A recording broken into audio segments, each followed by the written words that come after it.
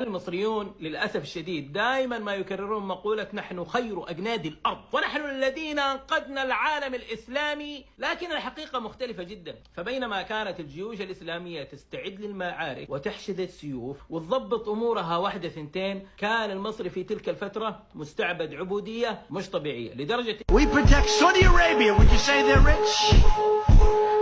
And I love the king, King Solomon, but I said, King, we're protecting you. You might not be there for 2 weeks without us.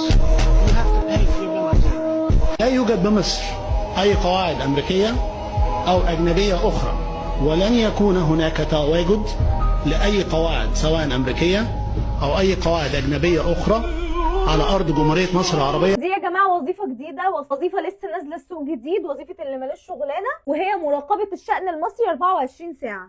يعني لا شغلة ولا مشغلة ولا بتعمل محتوى انت درسه مثلا او تخصصك او حتى محتوى يخصك عشان تبقى فاهم فيه وانت بتتكلم، ولا انت دارس اي حاجة ليها علاقة بالشأن المصري ولا تمت للشأن المصري بصلة من بعيد او من قريب، بس انت فاتح لايف 24 ساعة بتصطاد الاخبار المصرية اللي كدابة كلها. تقريبا مصدرك موقع فتكات، او مش عايزة اقول مصدرك الحقيقي، وقاعد فاضي لدرجة ان انت بتمسح الكومنتس بتاعت الناس اول باول اي حد بيشتمك سواء سعودي مصري، لان المفاجأة ان في ناس سعوديين كتير بيعارضوا كلامه بيقولوا انت حمار مش فاهم حاجة. يعني احنا كمصريين ما عندناش الفراغ ان احنا نتابع الشأن المصري بدقة كبيرة زي ما انت بتتابع. يعني بصراحة عندك دقة غير طبيعية، وما شاء الله ما شاء الله اخبارك كلها فيك. وبعدين بقى سايب كل حاجة وقرر ان هو يتكلم في التاريخ. ولكني احب افهمك ان التاريخ ده لما بنيجي نتكلم فيه بنفتح كتب، بنفتح مراجع، مش بنجيب معلوماتنا من بوستات الفيسبوك. قالك ايه بقى؟ قالك ان المصريين ما انتصروش في حرب اكتوبر.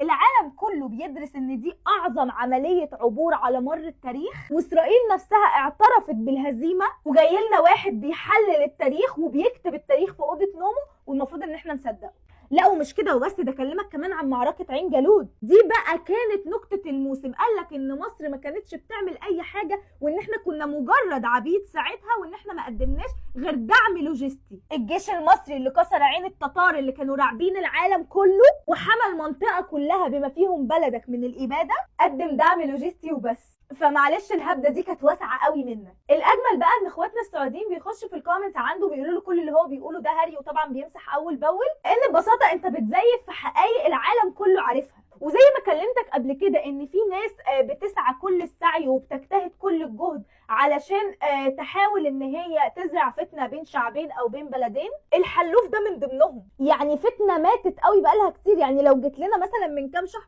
كنا ممكن نتجر فيها وممكن ان احنا بقى نستفز ونرد، لكن دلوقتي احنا فاهمين اللي فيها. الوقت اللي العرب المفروض ان هم يتحدوا فيه، انت طالع تنبش في قصص وهمية من وحي خيالك انت وبس عشان تلم شوية مشاهدات رخيصة قوي بصراحة. فالحقيقة واضحة وضوح الشمس، انت لا فارق معاك مصلحة بلدك ولا اقتصاد بلدك ولا سياسة بلدك، لان ببساطة مش في مصلحة البلدين اي عداء او اي عداوة او اي فتنة او اي خلاف بين الشعبين حتى. فانت تقريبا عندك عقدة يا عيني من حد مصري اداك على قفاك وعلم عليك قوي وانت صغير، فيا عيني كبرت بهذه التروما، فقررت ان انت ترسخ حياتك بس للتقليل من الشأن المصري، وان انت تحاول تطلع مصر والمصريين في صورة سيئة فقط لا غير. ودي كل جهودك اللي انت مرسخها في هذا الموضوع. فنصيحة مني، لو حد مصري ضايقك قوي كده ويا عيني من جواه غير، روح جرب تصالحه. احنا ناس على فكرة قلبنا كبير وناس طيبين جدا، ممكن نتصالح. حتى لو احنا مدينك على قفاك هنتصالح معاك بعد كده. والجمله اللي بتضايقكم ان احنا ناس بتوع سلام، واحنا فعلا بتوع سلام. فخليك فاهم يا مشاهدي العزيز ان مصر كبيره قوي قوي واكبر من كل الهبل وكل العبط اللي بيحصل، وان لا فيديوهات زي دي هتاثر فينا، ولا فيديوهات زي دي هتخلي فيه فتنه بين الشعبين، ولا فيديوهات زي دي هيخلي الشعب يكره بعضه، سواء الشعب الخليجي بشكل عام بقى، مش هذكر دوله معينه، والشعب المصري. اما عن هذا الحلوف عديم المحتوى، عديم التربيه، عديم الاخلاق، عديم الدين، عديم الوطنيه، فانت خليك زي ما انت، ما وراكش شغله ولا مشغله. وحقيقي نصيحه مني، ما تطلعش بالقرعه تاني، خليك في الحجاب، بس اهم حاجه الحجاب يكون عن اقتناع، وربنا يرزقنا ويرزق كل السيدات بالحجاب زي الاخ ان شاء الله. وخلينا احنا نصنع المستقبل ونصنع السلام. واتمنى الدوله السعوديه تاخد اجراء مع هذا الحلوف اللي ملوش شغله ولا مشغله ولا حياه غير مصر والمصريين. ودي كده يا مشاهدي كانت نهايه حلقه النهارده. ما تنساش تقول لنا ايه رايك في الكومنتس، وتعمل لايك وفولو شير، وتعلق كتير قوي قوي بتحيا مصر، وتشير لاكبر عدد ممكن، وسواء الشعب السعودي او الشعب المصري يفهموا ان ده فعلا واحد مش عايز اي حاجه غير فتنه وخلاف وفرقة بين الشعبين. استنى الحلقة الجاية عشان قوية جدا جدا، وتصبحوا على ألف خير.